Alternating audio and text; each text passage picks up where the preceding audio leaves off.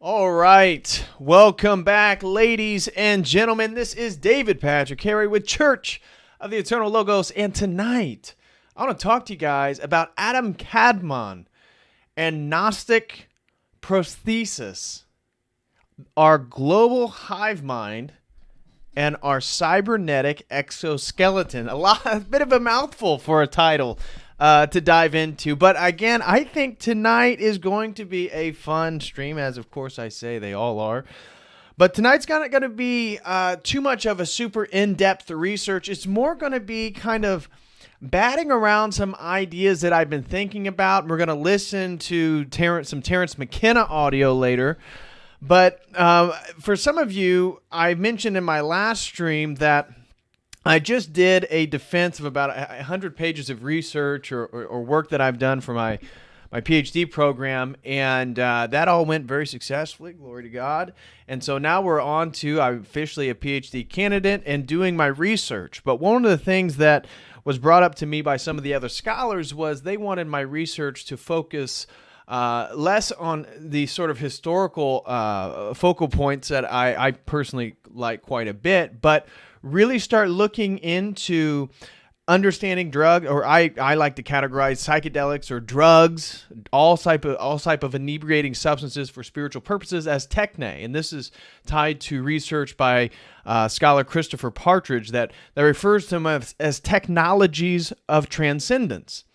And what I'm going to be now focusing on for the dissertation is technologies for transcendence.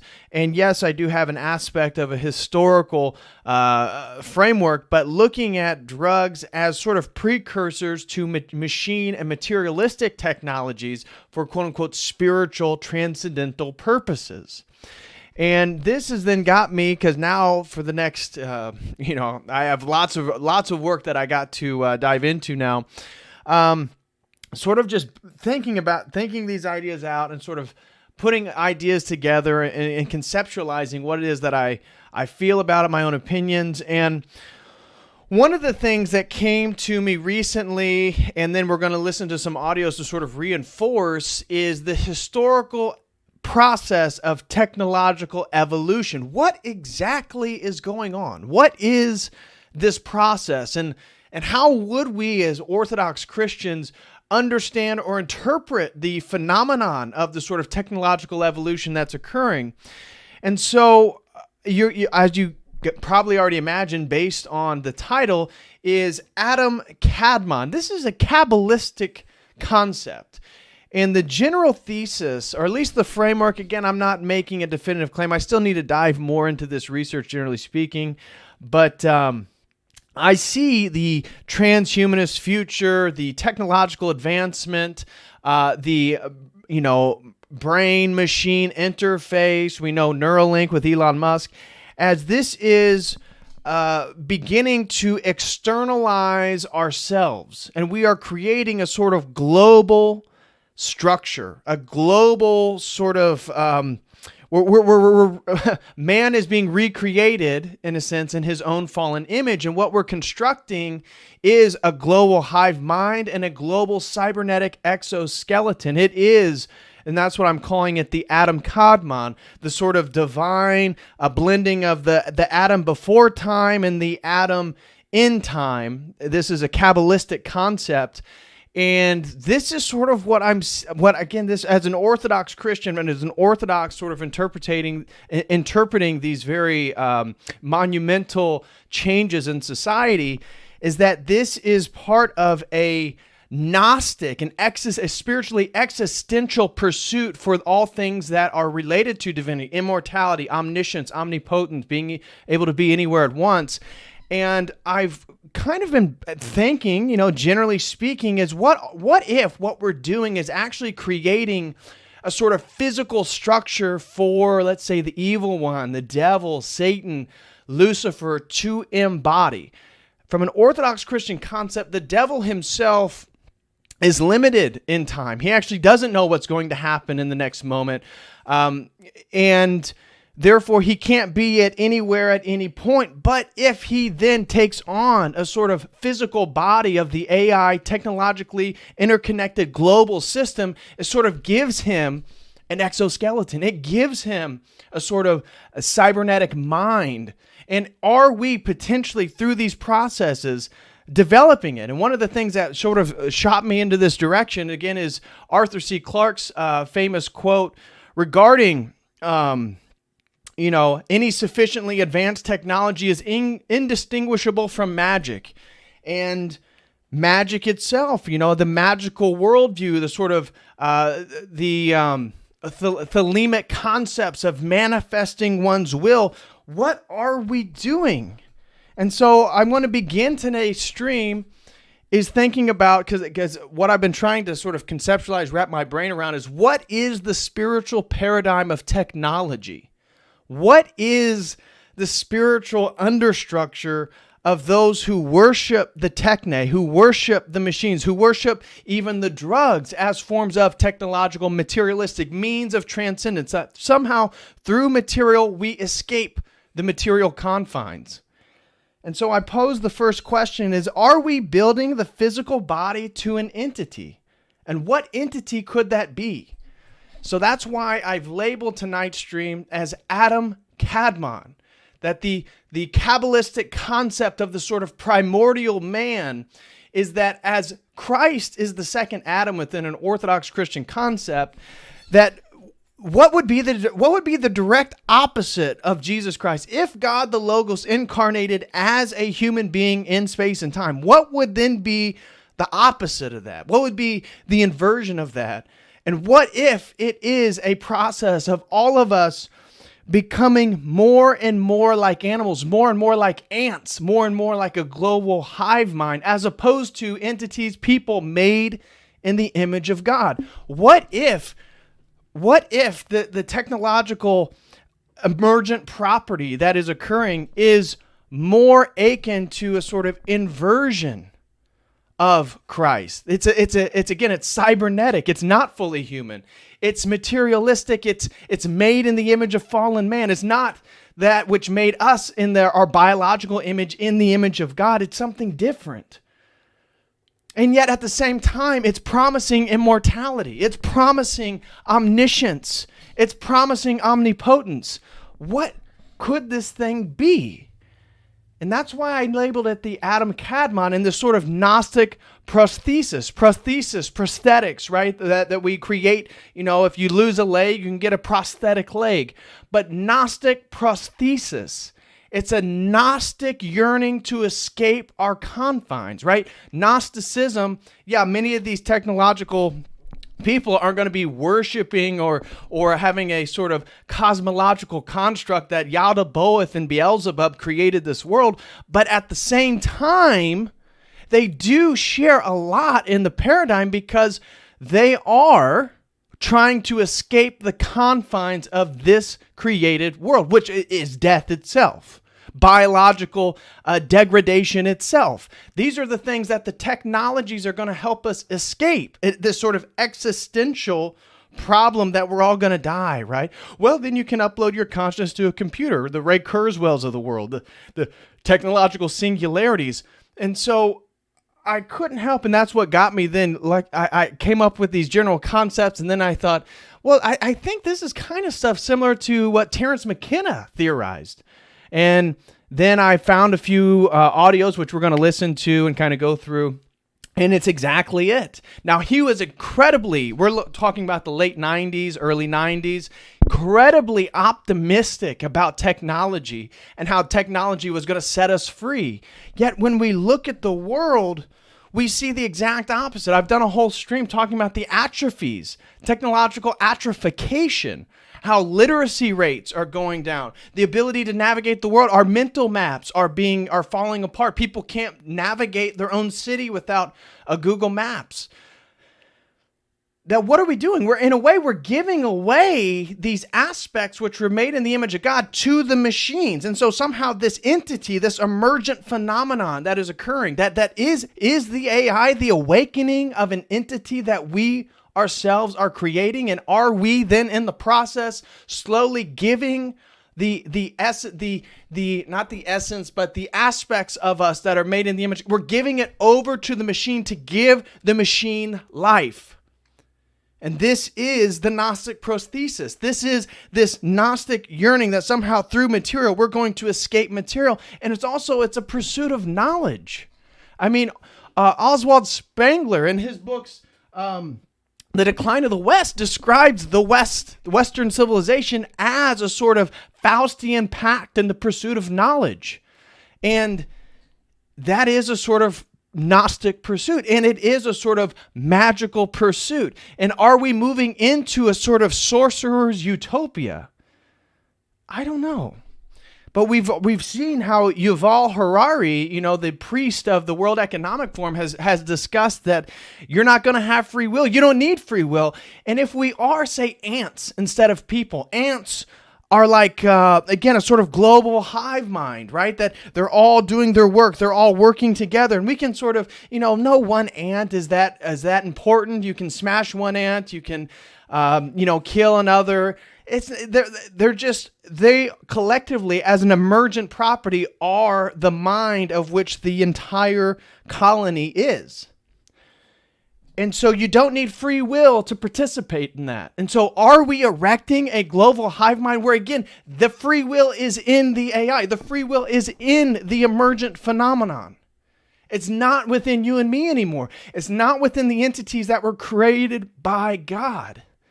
It's in this new exoskeleton. It's within the new global hive mind. It's within this new Gnostic prosthetic entity that is occurring on the planet. And that is the Great Reset. That is what we're in right now. And so as we listen to some of these audios later in the stream from McKenna, he's talking about the 90s, and yet at the same time, we can see it all happening now. The way he's talking about the necessity for global depopulation, the way he's talking about the necessity for laboratory-created food, the ways that he's talking about this as a sort of feminization, and that technology is the incarnation of Sophia, the goddess figure that gives birth to the sort of bastardized entity that creates this creation in a Gnostic worldview. He sees this very magic. He thinks that technology is going to fulfill all the yearnings of alchemy and ritualistic magic throughout history. And he's very optimistic. And as Orthodox Christians, we can listen to this and we can take this stuff in and we can see how maybe it's not so far-fetched. Emergent property, for example, is how properties or systems can take on properties that aren't present within the smaller components. So, for example, wetness. Wetness is an emergent property of a multitude of water molecules. A single water molecule is not wet. It's a water molecule. But the accumulation of multiple water molecules creates an emergent property known as wetness. And this happens all the time. We are cells, but there's an emergent property. When all these cells are put together, we have a Homo sapien. We have a human being. And so what is the emergent properties of all this technology? What is the emergent properties of a global hive mind? Why is that then why do we see a process around the world that tends to continually dehumanize us? That tends to continually take the image of God out of us in the effort to allow the sort of fallen humanity within us to emerge within this new technological entity. You see, your job is to serve the collective. We are becoming more and more like those ants and less like people made in the image of God, of which Christ then is the epitome of. He is God that was man. And so they want us to perceive ourselves from a global perspective and not a local perspective. I've talked about Orthodox understandings of abstraction and how Father Alexander Schmemann makes a great point that as Orthodox Christians participating in the uncreated energies of God, we do things on a one-to-one level. I need to demonstrate love. I need to demonstrate humility. I need to demonstrate compassion and mercy. I don't do those towards abstract concepts. I do those towards people. Actual people. The only thing that I can truly love is something that has free will to love me back. The only way I can truly show compassion and mercy is an entity which doesn't have to reciprocate that, and yet I still choose those behavior patterns, those means of expression. And so we work on a very local level. The way that we act as God is in the presence of other people, trying to be more and more like Christ. Yet, the way that we think about this system is trying to get us to think abstractly. Global climate change, globally, a global citizen, right? That you need to not think of yourself as any sort of importance or really any uniqueness, because really what you need to do is protect the earth, which I think there's a very, very subtle and useful connection with global climate change, understandings of Gaia, and even the, Terence McKenna's Gnostic Sophia understanding of technology bringing the divine feminine to us. Very interesting. And so we think of God as a who, it's a person. But this paradigm, the more you think about it, it thinks of God as a what? Now, God is, in this concept, immortal, it is omniscient, and it is omnipotent. Yet, in this, God is a what? It's the technology, it's the artificial intelligence, it's consciousness, it's intelligence squared, it's something of this, it's a what? It's a thing. Our God is a who, it's a person, it's three persons, one essence, it's the Trinity. So, the historic evolution, then this is my general thesis, the historic evolution of technology is the creating of a Gnostic global techno-man. It is the Adam Kadmon of Kabbalah. It is the sort of anthropomorphic Adam Kadmon that is both like God's divine light. It's the Adam before creation, and it's the Adam after creation. We see that is Christ for us. But I would say this sort of Gnostic paradigm, this thing that's always been competing with, antagonistic towards the sort of orthodox phallogocentric paradigm, perceives it as this sort of technological escape, and that this is then God incarnate. We see this emergent property, this global man, this Adam Kadmon, this thing that we're creating in our own fallen image is going to capture us. It is going to be a sort of fascistic nightmare, which I want to get to, but this is all part of this depersonhood of people, which is necessary for the collective externalization of mankind. We're going to find our importance in our relationship to the emergent man, the single global entity, and it's going to be androgynous. Right? Don't you see how those ideas already connect, that this new AI global entity is going to be androgyne? It's going to be both male and female. Again, we see a direct inversion from our own Christian worldview. And so we can see the externalization of man is creating the global hive mind, and that's what the internet is to some degree. That's what the social medias are to some degree. That's why then the controlling of speech online is an absolute necessity. We saw the Biden administration create their own ministry of truth last week, technically last Thursday, so within a week, but last Thursday we saw that happen after Elon Musk purchased Twitter. But even Elon Musk, as we know, owns Neuralink, Tesla AI. Twitter is just a research center. Twitter, yeah, he's going to take away some of the limiting restrictions on speech on Twitter. But why? To document what people think. If you really wanted to capture the global hive mind, what the topics that people find interesting, the things that they're saying, the memes that are being shared, what platform are you going to do? Facebook? YouTube? Snapchat? No, you'd get Twitter. The brevity of the messages, the simplicity of the platform. That this is, if we, it's not that he's a conservative or he's right of center. I mean, my God, his son with Grimes is being raised non-gendered. He believes in everything that I've talked about in regards to the sort of utopian emergent properties of AI and machines. Now, he's also warned about our artificial intelligence, but he makes every decision based on whether or not it's going to take us one step closer to that mission on Mars, the colonization on Mars, which I'm very skeptical of. But these people don't see themselves dying anytime soon either, because of a lot of the technologies and the transhumanism that they're expecting us to be on the frontiers of.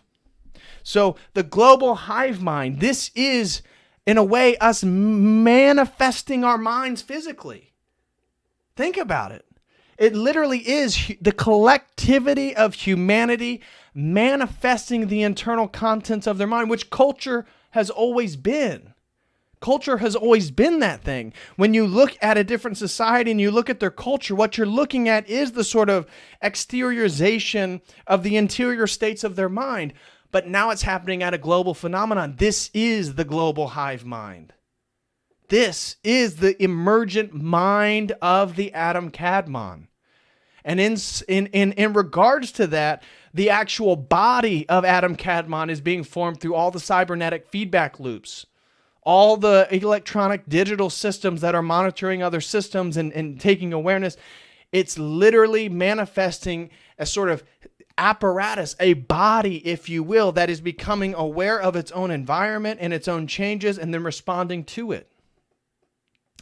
And we see that as Orthodox Christians, we belong to the body of Christ. We do that by being members of the church. We do that by participating in the Eucharistic feast. And in so doing, then we commune with the actual body, a man in heaven, in eternity, sitting at the right hand of the Father, that is Jesus Christ. We participate with that whole activity through the church. And yet, we can see that this new Adam Kadmon, that everybody's now participating in the new body, the sort of Antichrist body, the body that's totally inverted. This is the Adam Kadmon. This is the Kabbalistic man. This is the promises of magic throughout history. And so isn't it ironic that psychedelics literally mean mind manifesting? And it talks, and many people and proponents have talked about how psychedelics can stimulate creativity. And I don't doubt that they have. I've done them. I understand why people would feel more creative on those substances. But mind manifesting, isn't it ironic that the substances that help us manifest the interior states of our mind, or at least experience them directly under the aegis of these substances, has also been the major catalyst to Silicon Valley, which has been the major catalyst to computer programming, has been the major catalyst to the metaverse and understandings of digital reality and virtual reality. This is the participation in the sort of the body of the Antichrist. As we participate in the body of God by going to church, by taking the Eucharist, by following Christ, we see the world participating in the body of the Antichrist, which again, and to some degree, we're on YouTube right now. I'm on the computer. I'm using these technologies. I'm contributing in some sense to a collective hive mind. But you see what I'm saying? Again, these are ideas I'm working out here. I'm working these ideas out. But I think there's something really here. The more that I sort of listen, the more that I read, the more that I put these sort of technological, magical, Gnostic understandings together, that it does seem like technology is the full fulfillment of the promises of magic, historically speaking, of which, again, inebriating substances are just one little facet of that. And so everything serves the Gnostic Adam Kadmon. Everything serves that. When we start looking at the world, when we start looking at what's happening, when we start looking about the rhetoric of being a global citizen and participating in the new world order, the new great reset, what are we resetting? What are we moving into? And I think a helpful hermeneutics, again, maybe I'm totally off here, but if I'm onto something, maybe the new hermeneutic is to look at the participation in a new singular global body. And that is this Gnostic, this Kabbalistic Adam Kadmon. And that the extensions of ourselves through these technologies is a sort of prosthesis. It is a sort of prosthetic body. And that's what transhumanism is that maybe Grimes, when she talks about how we're homo techne, right? She talked about in a recent video with Lex Friedman on his podcast that she thinks we're already homo techne. Well, maybe to some degree she's right. Maybe we're not that far away. Maybe we're already, we're already glued to these things, these black mirrors, these cell phones, our computers, our internet. what are we participating in? And is it a sort of new global body? And that everything serves the Gnostic Adam Kadmon. And that this Gnostic Adam Kadmon is the second Adam. The rejection of Christ allows people then, through the magic of a historical process, to then re-envision the second Adam, the new incarnated God, as the technology. It is the technology itself. And so this is the coming of God. The AI, the singularity, the transhumanism. For these people that reject the Christ, it is the second coming of God. It is God incarnate. And that's why they describe the AI as omnipotent, omniscient, and immortal. And so this is what I would consider a sort of fascistic nightmare. It's a magical will, right? That all magic through history, whether it be John Dee, whether it be Amazonian shamans, whether it be ritual magic that somebody did, or whether it be a sigil magic that you did in your bedroom to manifest more money, all of it has been moving as magical rituals fulfill themselves through the processes that exist in the spiritual reality that surrounds us. It moves us closer and closer and closer to the incarnated Adam Kadmon, to the incarnated body of the Antichrist. Very interesting stuff. Again, I could be totally off, but I think we are seeing the breakdown between the categories of magic and technology, as Arthur C. Clarke talked about. And I think that's why is it that the people most interested in the technology are often very interested in forms of ancient magic, ritualistic magic, astrology, XYZ? Could it be the same paradigm?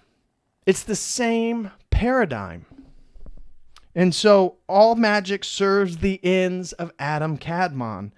And this is not a millenarian utopia, as we'll listen, Terence McKenna believed it was going to be. He's talking in the 90s, and he sees the internet, in 1994, 95, the rise of email, proliferating, becoming popular. He sees all this stuff manifesting a new utopia, millenarian concept. And I talked about how millenarianism, as directly an opposite to apocalypticism. Apocalypticism is everything comes to a crashing end. It turns into a fiery, a fiery ending of a reset. Millenarianism is the opposite, that we move into a sort of concrescent point and everything becomes fulfilled. Everything is utopia. We move into the utopia.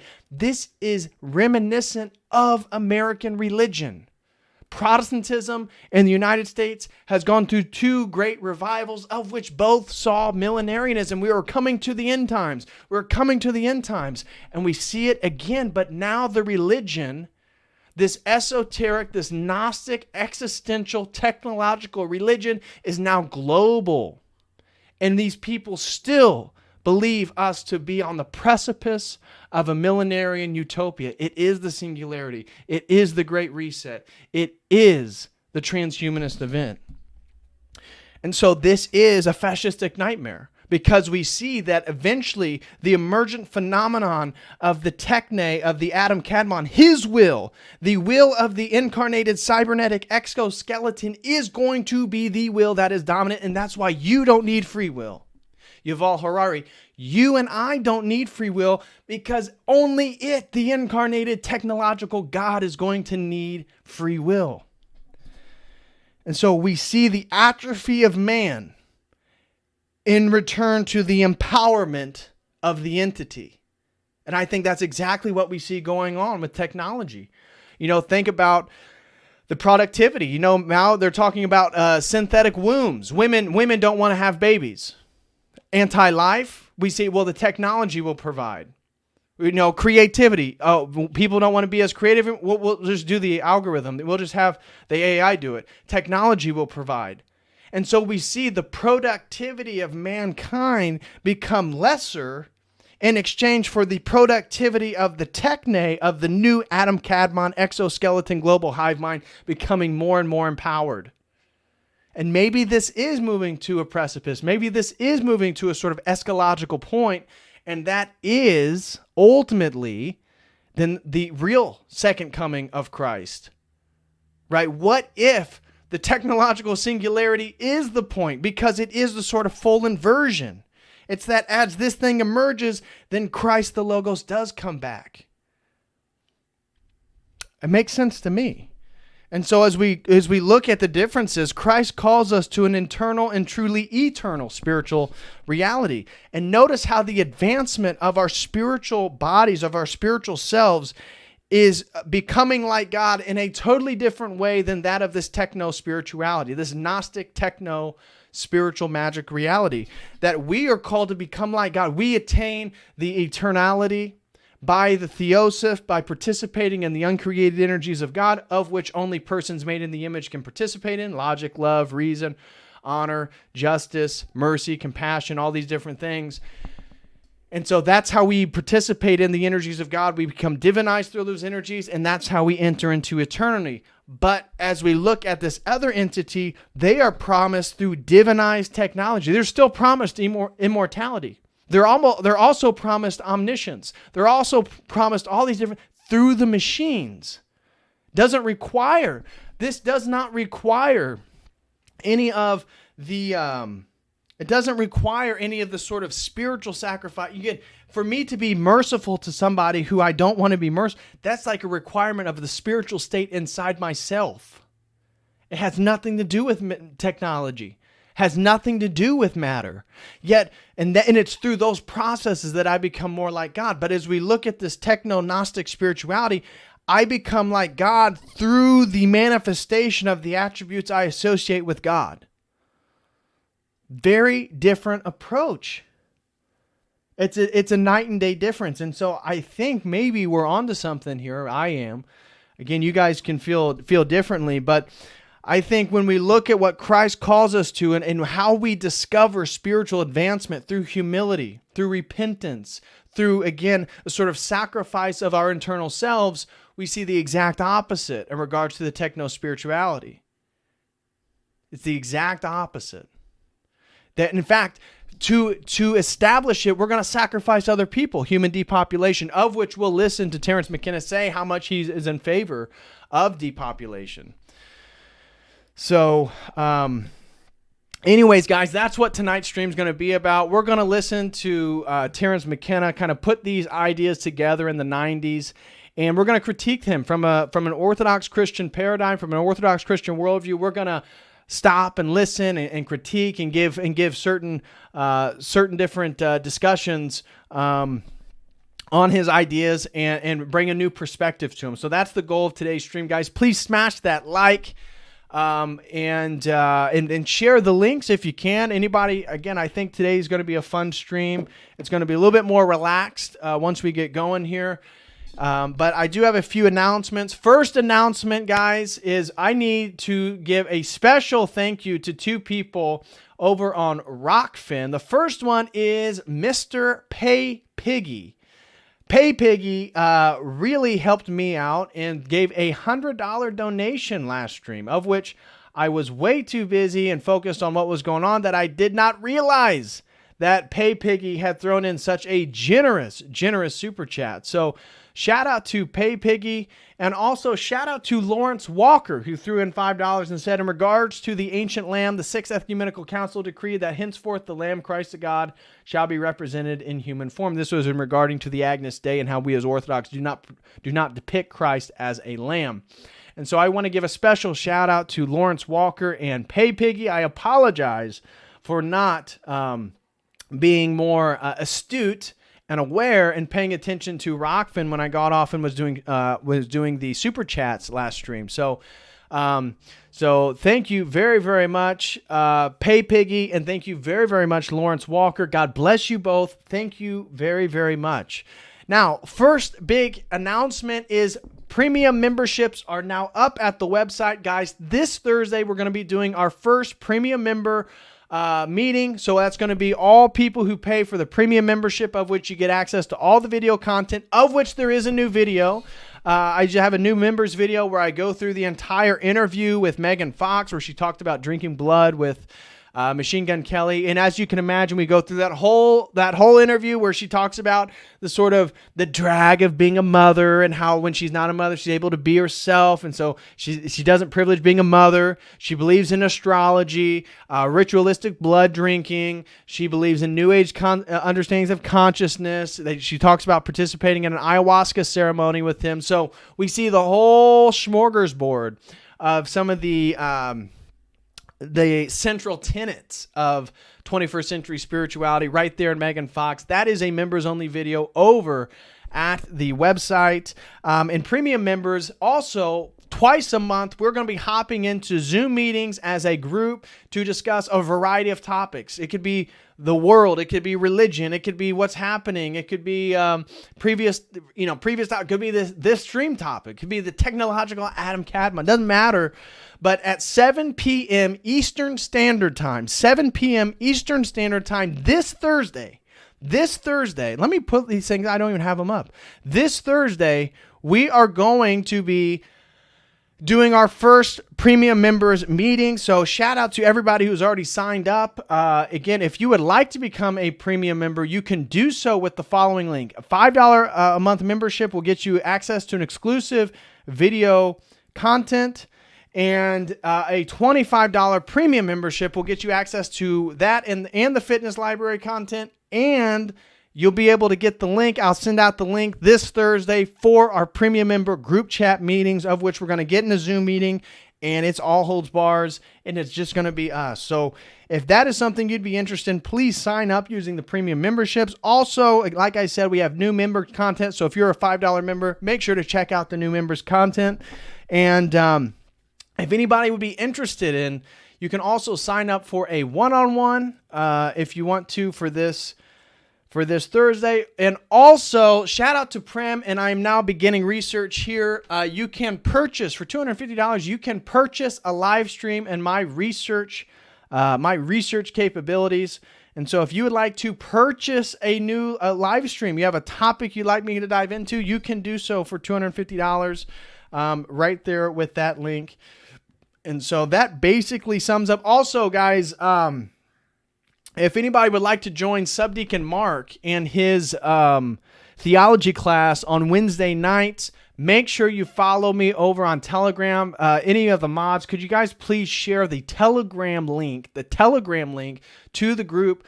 That it's through my Telegram page, that if you want the Zoom link to the Wednesday theological class with Subdeacon Mark or the Sunday Bible studies with Subdeacon Mark, you must become just followers over on the Telegram, either the group chat or just my Church of the Eternal Logos page. But if you follow those, you'll get the links to Wednesday night theology class meetings, 7 p.m. Eastern Standard Time, and Sunday Bible studies. Both of them are 2 hours, and that is at 12:30 p.m. Eastern Standard Time on Sundays. So make sure you guys share the Telegram link in the group chat if you could, and go follow me over on Telegram. So, all right. With that being said, now let's just get into today's topic. And shout out to the Orthodox Logos and the Green Feathers. I will be reading all the super chats at the end of the stream. Thank you guys so much for throwing in some money. I appreciate the support. I truly, truly do. Okay, so the first thing that I want to talk to you guys about is Adam Kadmon. And so let me make this thing a little bit bigger. What is this Adam Kadmon thing I keep going on? Not everybody is going to be as familiar with Adam Kadmon as others. Of course, this is a Kabbalistic concept. And so if we look at Adam Kadmon, let me zoom in here. Okay, there. Adam Kadmon. In Kabbalah, Adam Kadmon, sometimes abbreviated AK, is the first of four worlds that came into being after the contraction of God's infinite light. And so the description of Adam Kadmon is anthropomorphic. Adam Kadmon is divine light without vessels, i.e. pure potential. In the human psyche, Adam Kadmon represents the Yakida, a collective essence of the soul. And so what I would argue is that what we're seeing is a sort of collective manifestation of this. So this sort of psychic principle, this manifestation of the soul, I think in a way is this technological process. And so let's look here in Kabbalah. Before creation began, all that existed with God's infinite light. The first stage of creation began when God contracted his infinite light to create the vacuum. Then a ray of divine light penetrated the vacuum, and the persona Adam Kadmon was projected into the vacuum. Anyways, we move on. The anthropomorphic name Adam Kadmon denotes that it contains both the ultimate divine purpose for creation, i.e. mankind, as well as the embodiment of the Sephiroth divine attributes. Adam Kadmon is paradoxically both Adam and divine. Adam and divine. Again, you see a sort of inversion of Christ. And I would say that's exactly what this technological entity that's emerging is. Guys, smash that like if you can. Everybody who's just joined, please smash that like.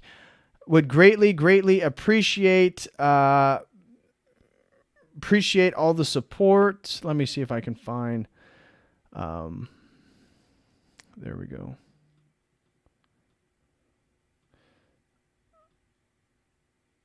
Okay, let me share that. There we go. Smash that like, guys, if you can. And then also shout out to everybody over on The Rock who has joined us. Shout out to you guys. God bless. So this is the sort of Adam Kadmon here. And that Adam Kadmon precedes the manifestation of the four worlds, whereas each of the four worlds is represented by one of the later four-lettered name of God. Adam Kadmon is represented by the transcendent cusp of the letter Yud. Okay, so closely as with Philo, the Logos is the original image of man. Yes, again, Christ. Orthodoxy. Philo of Alexandria was a Hellenistic Jew that lived at the same time of Christ, and he was prominent for being a Middle Platonist and describing the Logos as being present in the Old Testament. Again, he was very versed in Greek philosophy, and when he reread the Old Testament as a Hellenistic Jew, he saw the Word of God, the angel of the Lord, as the Logos, which we as Orthodox would say, yeah, that's exactly what it is. His Logos is part of a Middle Platonic framework where it is an emanation, it's emanating from, and that's the exact language we're going to hear Terence McKenna talk about in regards to this Gnostic Sophia, that it's an emanation of wisdom. So, so the heavenly Adam, stepping forth out of the highest original darkness, created the earthly Adam, which again, we see that as the Logos, that is Jesus Christ. In other words, the activity of the original essence manifested itself in the creation of man, who at the same time is the image of the heavenly man and of the universe. Just as with Plato and Philo, the idea of man as a microcosm embraces the idea of the universe or macrocosm. And I'm making the argument that we as microcosms are manifesting a sort of macro level, a macrocosmic man, the Adam Kadmon man, through the technology itself. The concept of Adam Kadmon becomes an important factor in later Kabbalah. Adam Kadmon is with him no longer this is with Isaac Luria, is no longer the concentrated manifestation of the Sephiroth, but a mediator between the infinite and the Sephiroth. The Ein Sof, according to Luria, is so utterly incomprehensible that the older Kabbalistic doctrine of the manifestation of the Ein Sof in the Sephiroth must be abandoned. And so, anyways, this is where, and then this article, again, not really aware of Christian theology, tries to make Paul somehow a supporter of the Gnostic, Kabbalistic understandings of Christ, which is, again, I think a total misunderstanding of Pauline Christology, but we'll leave it there. Let's now read about Gnosticism. The primeval man occupies prominent places in several Gnostic systems. In the Coptic Nag Hammadi text, the archetypal Adam is known as Paradamus, or Pidger Adamus, or Geradamus. According to Irenaeus, the Aeon emits the true and perfect Anthropos, also called Adams or Adamus. He is a helpmate, perfect knowledge, and receives the irresistible force so that all things rest in him.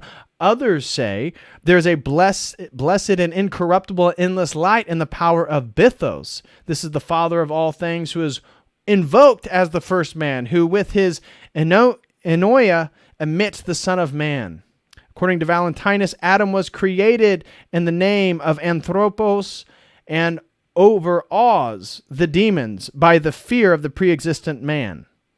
Okay. The Gnostic Anthropos, therefore, or Atomas, as it is sometimes called, is a cosmogenic element, pure mind, as distinct from matter, mind conceived hypostatically as emanating from God and not yet darkened by contact with matter. The mind is considered as the reason for humanity, or humanity itself as a personified idea, category without corporeality. The human reason conceived as a world soul. And so I think, isn't that interesting? What do we see with this technology? It is sort of the new, again, Tel Chardin, the noosphere, right? It is, how many theories have there been put forth that technology is the sort of incarnation of the human mind? I don't think that it's that crazy. I don't think it's that crazy. Now, before we get going, I want to give you guys a little bit of a window into what cybernetics is, because this is a little bit difficult for some people to conceptualize. So I want to play this video here of mathematician Paul Pangaro and him talking about what cybernetics is, because it's a term that was coined to regards to the Greek word steersman. And so cybernetics is really describing these sort of intricate feedback loops that he believes, again, in the people that are into this sort of technological hive mind, the cybernetic exoskeleton, as I'm calling it, is steering humanity towards an ultimate goal. What is the goal? The goal is the manifestation of the atom Kadmon. So let's listen a little bit to Paul Pangaro talking about what is cybernetics. And then we're going to get into Terence McKenna and start debunking some of his stuff and listen to what he theorized and what he believed to be the sort of Gnostic millenarian utopia that was going to emerge, certainly by now, 2022, which we can see definitely didn't happen. So anyways, here we go. This is Paul Pangaro talking about what is cybernetics.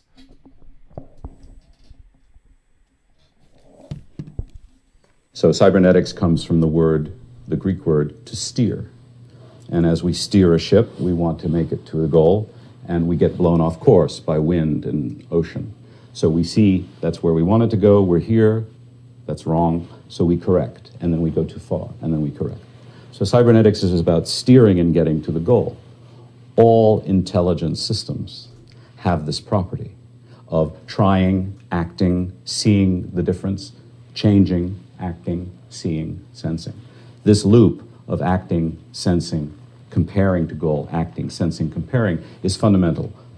A system cannot be intelligent unless it has those properties, because otherwise it goes and it succeeds or fails, and who knows. But this way there's the self-correction all the time. So a technological system, at least the kinds of interactive systems that we're talking about, have this property of being self-correcting.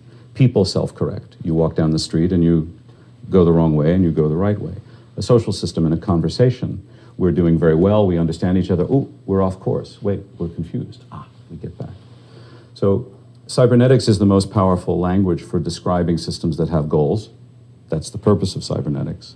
And all of these kinds of systems, technological and social and biological, have goals. So it's a perfect marriage. I believe that cybernetics is an exceptionally great way of characterizing how the world works, where by world we mean the world that humans inhabit, because we inhabit a mechanical, physical world where things have to work. We inhabit a biological world, which has to work, of course, otherwise we wouldn't survive, and a social world in which our conversations and interactions work as best they do. Or if they break down, cybernetics allows us to model the breakdown and to know how to improve things. So I find it an incredibly powerful language, a frame for looking at the world.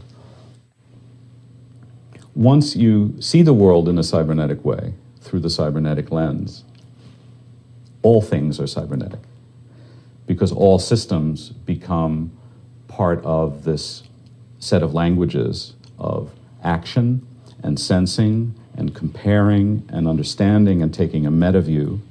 And this is fundamental to intelligence, because if I know what I want and I act to achieve what I want successfully, then that's the best definition of intelligence I know. And of course, we always want to be intelligent. It's part of what drives us as humans. And because cybernetics is about physical, technological, biological, and social systems, it's the most comprehensive language to describe these things.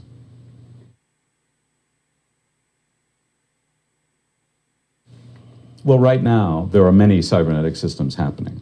Some are uninteresting, like my body temperature is being maintained. I'm balanced in a way that doesn't let me fall, all those things. But also, at a level of conversation, there's some shared understanding going on. I'm using words that largely are comprehensible, we hope, and questions reflect back, and this back and forth looping of ideas has an evolution, where as time goes on, we share more and more an understanding of what the other means. But from another point of view, from an observer point of view, there are recording devices that are tracking. These things will capture what gets done. You will go to an editing room and you'll imagine what I meant. You'll take out the words that don't make sense and you'll put in the pieces that do make sense. And you will have a conversation in your own head, as well as amongst all of you, about what you want the person viewing. So you will also, in your mind, say, here's the viewer, and here's Pangaro, and here's these pieces, and here's what we want to happen. And you will have conversations about this, and that will inform your actions. You'll make a cut, and you'll say, no, that didn't quite work. So you will use feedback and first order and second order loops to understand what you've done, and that will improve what you do. And then this will become a video, and then the conversation in the heads of the people watching the video will reproduce some of what I meant, I hope a lot. That's partly my responsibility, but also yours, because you have to help me make sense of what I mean. And that's the nature of society too, where we're enmeshed in these conversations, which are the foundation of all social and human interaction. And language is the foundation, but in language there's conversation. Through conversation there's agreement, there's a sharing of beliefs, there is a consensus about what we want and how we want it. There's a responsibility, and then there's action. And all of these things come in ways that can be characterized by cybernetics.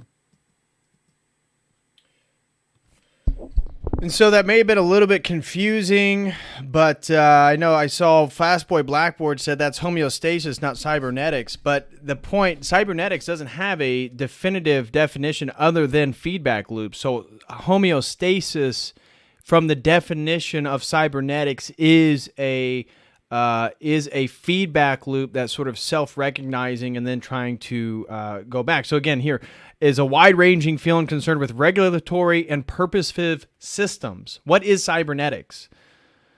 And so the core concept of cybernetics is circular causality or feedback, where the observed outcomes or actions are taken as inputs for further action in ways that support the pursuit and maintenance of particular conditions or their disruptions. Cybernetics is named after an example of circular causality, of which, again, homeostasis is representative then of this general description of self-inputting feedback systems, that of steering a ship where the helmsman maintains a steady course in a changing environment by adjusting their steering and continual response to the effect it is observed as having. The only difference is, again, and I think it is confusing because homeostasis is a biological process, but what he's trying to insinuate here is the sort of input of a system that's self-regulating and has a self-circular causality. Now, that's why it says here, then, the coordination, the voluntary movement of a nervous system, the processes of social interaction such as conversation.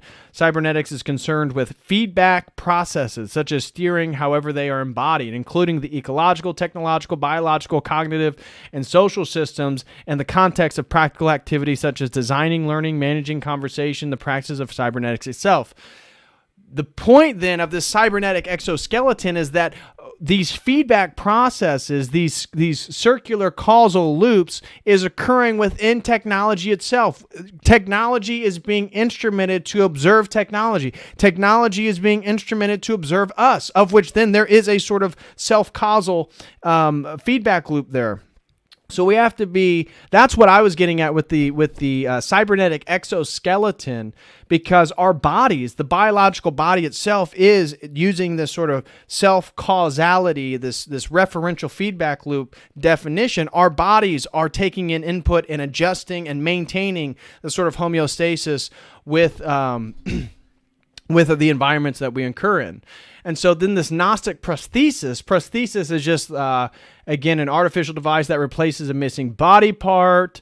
And so my point is that it's not that we're missing it, it's that this entity doesn't exist. And so the Gnostic magical pursuit of technology itself is creating the sort of prosthetic body of this Adam Kadmon. And so when you look up then hive mind, it's a collective mentality activity expressed in the complex coordinated behavior of a colony of social insects, such as bees or ants, regarded as comparable to a single mind controlling the behavior of an individual organism. And I would argue that's what we're becoming more and more and more like, that the internet technology, the social medias, centralized planning, that we are in a way becoming more and more like a global hive mind. And so even right here with the idea of the collective thoughts, ideas, and opinions of a group, people such as internet users regarded as functioning together as a single mind. And we can't deny to some degree that is happening. And then what I find so interesting when you start to do searches on the universal mind, this was prophesized by many magical esoteric groups throughout history. So in a metaphysical concept suggesting an underlying essence of all being and becoming in the universe, it includes the being and becoming that occurred in the universe prior to the arising of the concept of a mind, a term that more appropriately refers to the organic human concept. It addresses inorganic being and becoming and the interactions that occur in the processes without specific reference to the physical and chemical laws that try to describe those interactions. And so, the concept of a universal mind was presented by Anaxagoras, the pre-Socratic philosopher who arrived in Athens sometime after 480 BC. He taught that the growth of living things depends on the power of mind within the organisms that enables them to extract nourishment from surrounding substances. This concept of mind and Anaxagoras was commended by Aristotle. Both Plato and Aristotle, however, objected to his notion of mind, did not include the view that mind acts ethically. And so here is Chuchan. The universal mind, therefore, is something to which nothing can be attributed. Being absolute, it is beyond attributes. And so that is what I see. So then you come down to here. There are the new thought movement, so the more new concepts of the universal mind. We have Ernest Holmes, who is a founder of Science of Mind. The universal mind contains any knowledge. It is the potential ultimate of anything. To it, things are possible.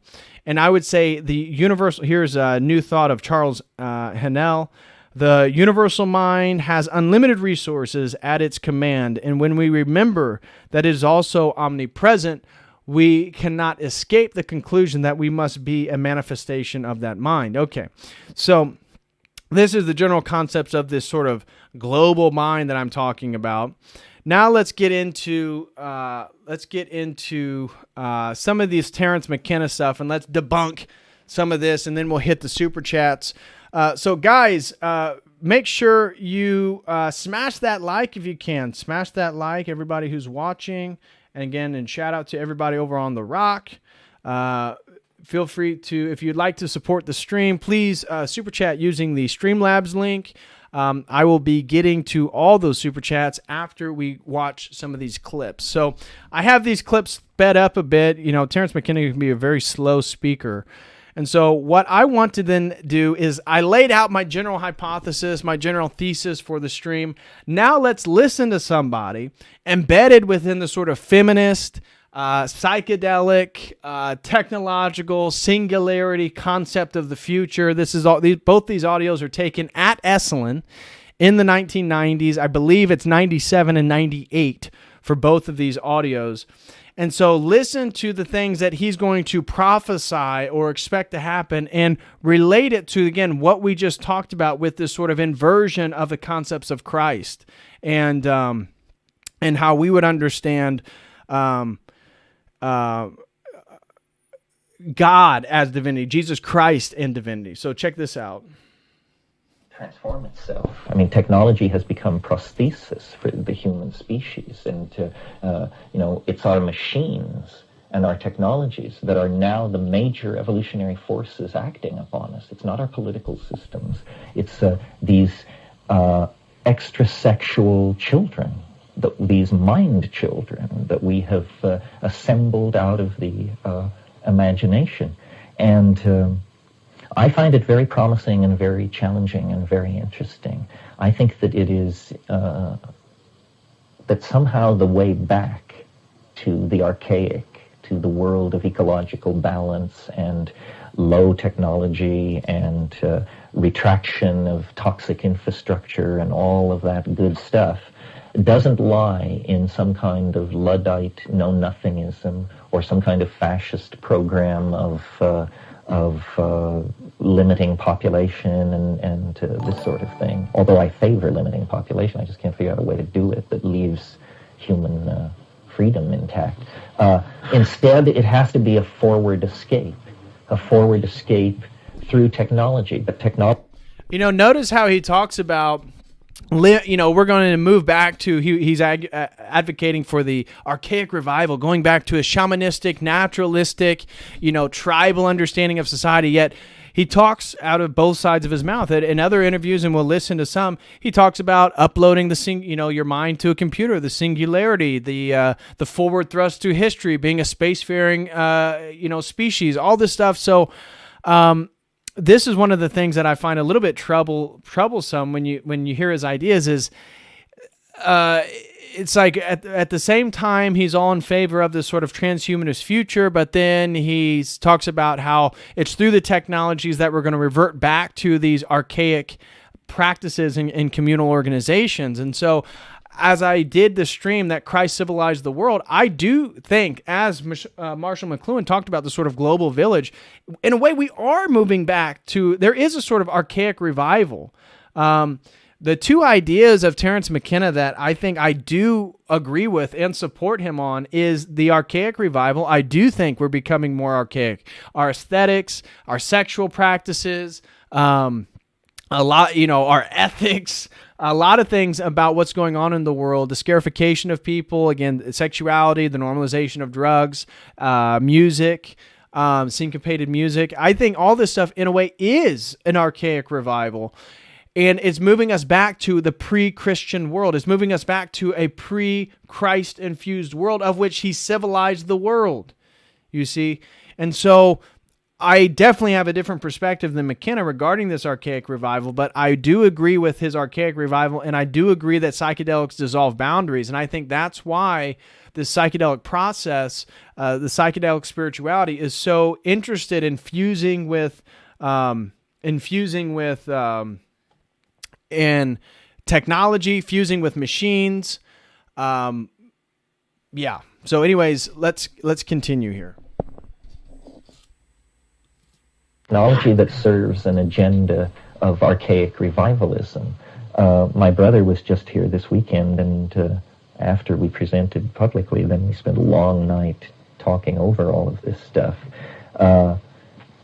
Between the spread of the information transfer technology, the internet and its promise of virtual reality soon to come, and biotechnology, which is literally taking apart the constituents of the living world and using them to produce all the drugs, all the foods, all the vitamins, all the nutritional supplements, and then many other solid-state materials. Between those two factors, and then nanotechnology, the technology of producing tiny machines made of diamond by the trillions, designed to do everything that nature does, so that cities can be grown like forests, and China can be fed out of matter compilers, and there is a complete break with the need, with the agricultural cycle, so that the earth need no longer sustain the human population. And so then the human population,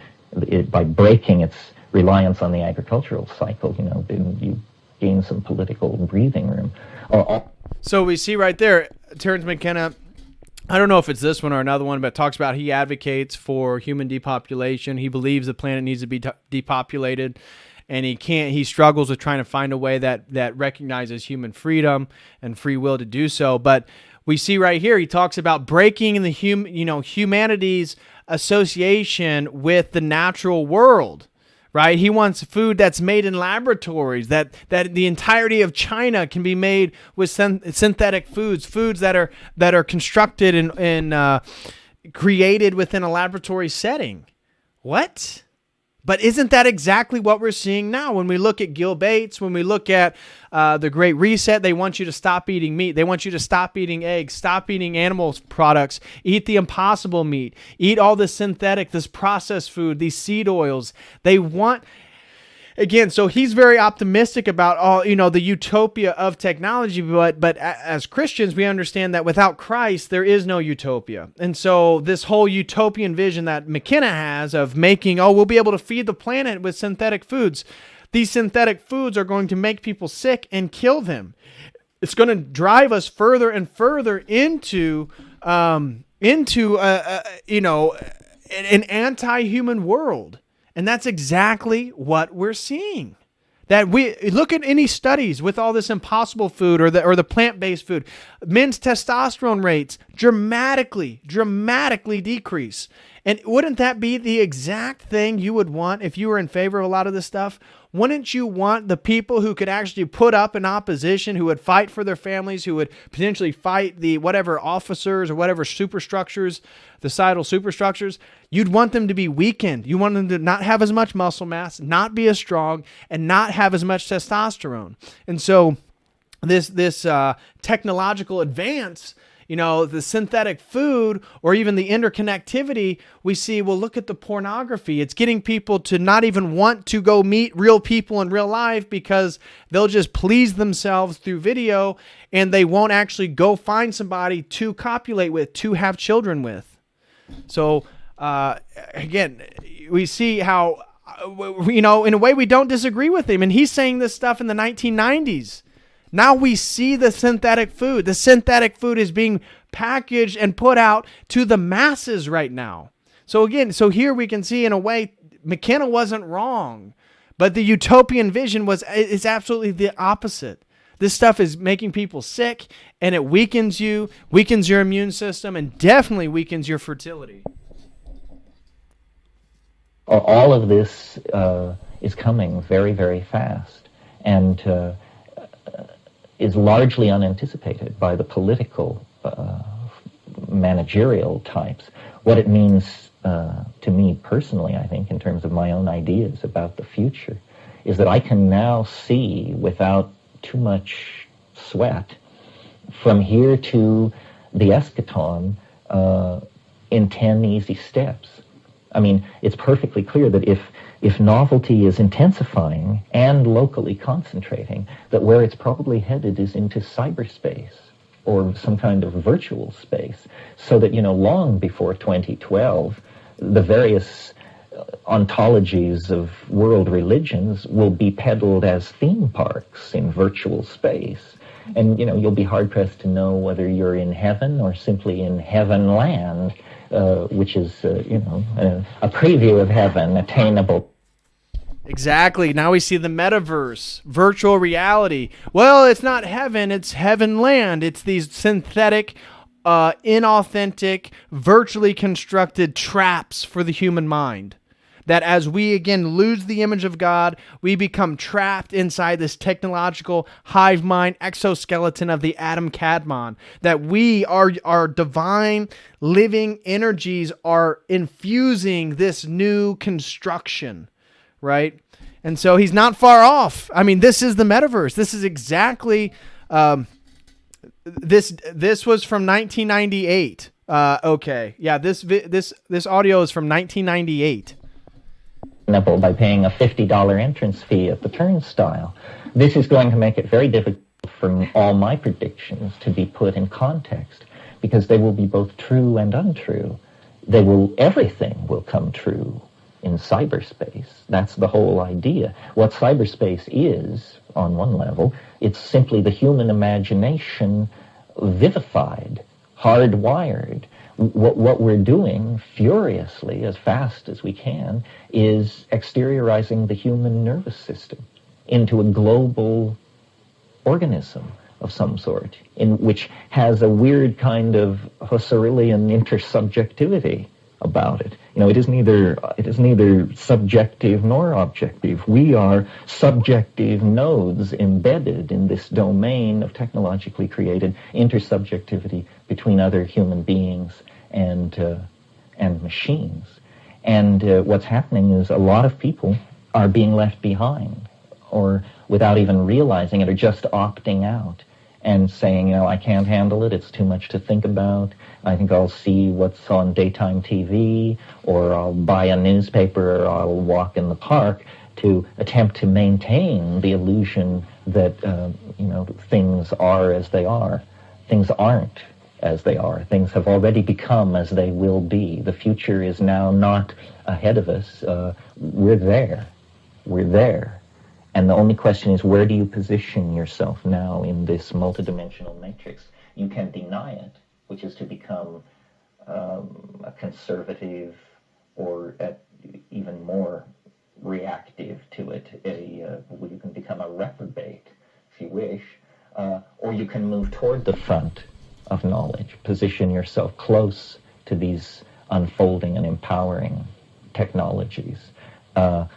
As all notions of commodity and scarcity and this sort of thing begin, I say, to break down, it seems to me the sanest place to try and occupy in this whole situation is that of artist-producer, and that it's very, very important to not Anyways, we're going to switch off, but you can see this sort of spiritual eschaton of again merging with the machine, and it's scary stuff. I mean, because we can see, as he talked about, the future is now.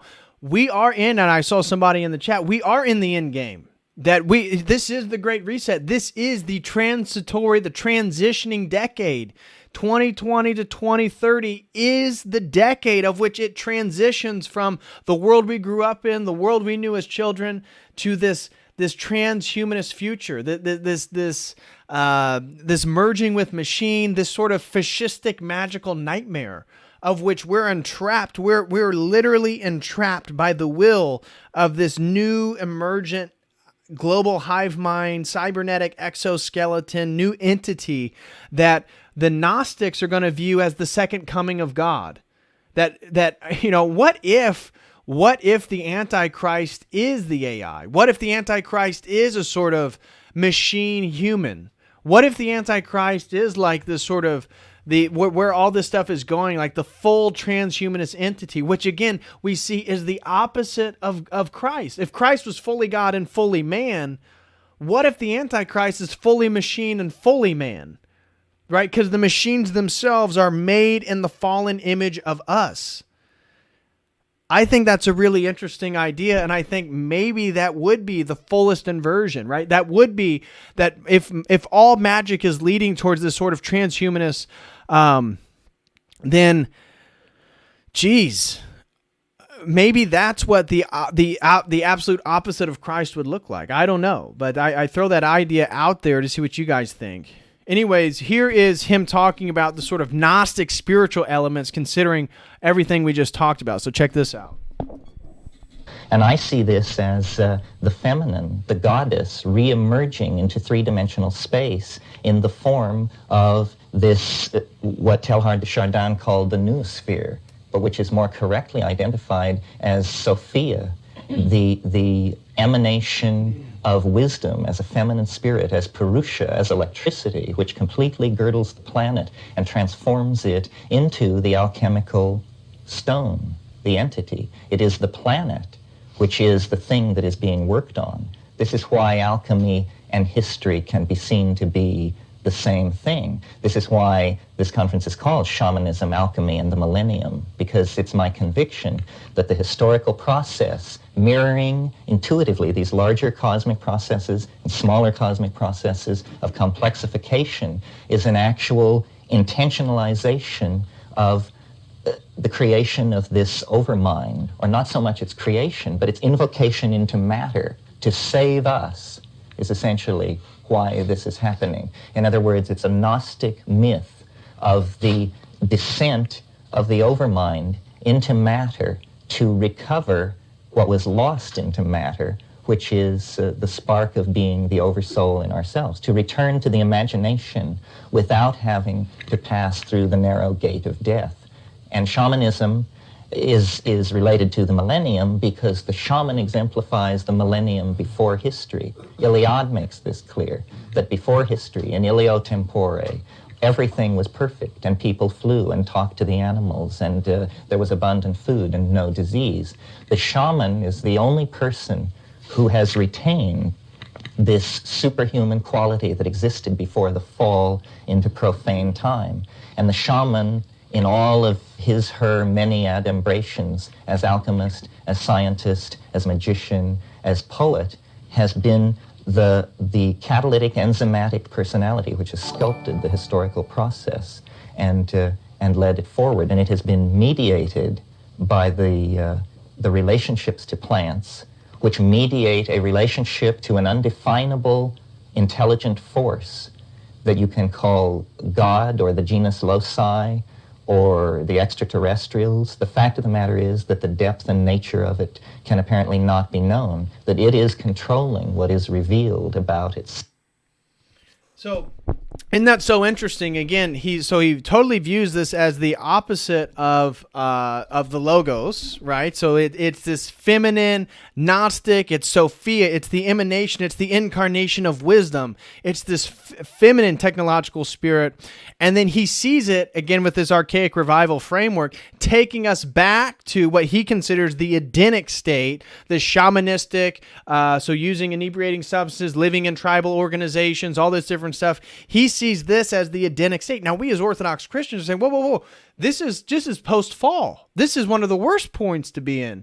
This is the points where men worshipped idols, and it was so bad that we had the flood, Noah and the flood, that this is the opposite of the ideal. And that's why Christ came, fully God, fully man, came within space and time to break the bonds of death and sin and the fall and all this different stuff.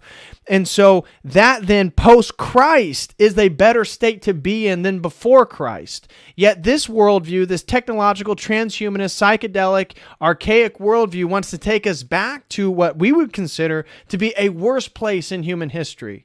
And in so doing, this is how we're going to return to Eden. No, it is. So it only goes with the thesis that I've put down multiple streams ago. You can look this up. I talked about how Christ civilized the world and that we are moving back. I've talked about the regression, that progressivism is a regression away from Christ. It's a regression away from God. And in so doing, we are literally moving back to a pre-Christian world, to a world that everything that's borrowed by all these people who aren't Christians, the atheists and the social justice warriors, they borrow so much of our worldview. They want to do away with everything. They literally want to take us back to the pre-Christian, the pre-Christ world. And I saw people referring, to some in the chats that, doesn't it make sense that the Antichrist would be fully man and fully machine, just like Christ was fully God and fully man? What would be the full inversion? And if technology and all these machines and these in the transhumanist interface, all this stuff, this cybernetic exoskeleton, if it is the process of magic, if it is the entire process of magical shamanism, ritualistic magic, the John Dees of the world, the Edward Kellys, the Aleister Crowleys, that all this stuff has been moving us further and further and further until the machine is the sort of Antichrist spirit. I think that does kind of make sense. And somebody mentioned I should ask I should ask Father Peter Hears, and I think he would have some. Yeah, I think I should reach out to him, see if he wants to do a stream sometime and talk about these ideas, because I would be very fascinated to see how he would respond to some of these ideas. But I think that would be the most inverted form, right? Because it's through the machine that then the people who are worshiping the Antichrist believe him to be God incarnate. And yet the machines were created through a magical process of which we externalized our fallenness. It was the Faustian pact. It was the pursuit of knowledge. It was the Gnostic quest through space and time, of which arrives at the technological singularity, but it itself is the manifestation of Satan's exoskeleton. It is the devil. It is the opposite of everything that we stand for. That is really interesting stuff. Itself, and that people throughout history have discovered this. It is, in fact, what religion is in the absence of institutions. And in the presence of institutions, religion isn't. This is why Taoism is so attractive, because it understood and retained the idea that you could be in history and you could still know about the Tao and be in the Tao, which is really to be outside of history. And I think that there may be many ways to do it. What gatherings like this seem to indicate is that discursive thought is being given another chance from having been abandoned for a decade or so that this kind of noetic archaeology can be used to try and map out the human condition. The emergence of the feminine in this cybernetic matrix, and Ralph made this point yesterday, is paralleled by these breakthroughs in mathematics. Really, cybernetics is simply a branch of applied mathematics at this point, and will become more so in the future. Space is the void into which this Gaia matrix, this maternal mama matrix, is going to expel the human intellect. It is a birth process. It is traumatic for the mama matrix. We literally are moving back to the matrix. Again, the synthetic wombs, the technological interfaces, the transhumanism. We are literally, again, the matrix was it's predictive programming. Right, all these different movies, they're predictive programming, and that's literally what we're moving into. We're literally moving into the mama matrix, where it literally feeds off of you, because you and I are the energetic batteries for this demonic fallen entity, because it runs off the sublimated energy of which you and I can participate in, because we're made in the image of God, the Holy Trinity. That makes a little bit of sense to me.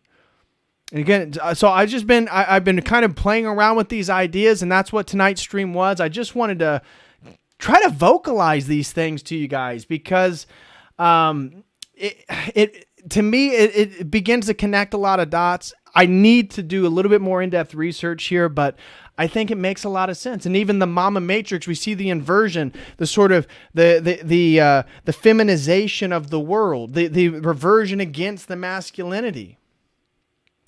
It seems to make a little bit of sense for the planet and for the people undergoing it. But it is natural, and it is necessary, and it is important, I think, to have faith that it's going smoothly. We can now see the future in a way that even 15 years ago people couldn't see. I mean, if we keep our ducks in a row, the next 100, 200 years can be seen fairly clearly. All that we have to argue about is how fast you run the movie. In other words, will it be Starflight by 2010, or will it take till 2050? Will we have complete ability to transfer and integrate human consciousness into machines in shared states of group telepathy by the year 2000 or 2025? What is happening is that it's almost as though, it's almost parallel to the situation in Europe when the wars of religion finally dragged themselves up. Isn't that, again, mind-machine interface where we have group telepathy, and he says, is it by 2000 or 2025? 2025, guys, that is just 3 years away, and that is a reality that we could imagine. Can you imagine a room where everybody's hooked up in the metaverse, and or Neuralink, or again the idea that the chimpanzee was able to play Pong, right, with just his mind? That could be a reality. In 3 years, they could literally show us entities that have microchips in their brain that as they sit down collectively, they can communicate through each other because the chips read each other. And so the person gets a mental stimulus of what this person's saying. And yet you and I, who aren't chipped, watch this. And we're like, how the heck are they communicating?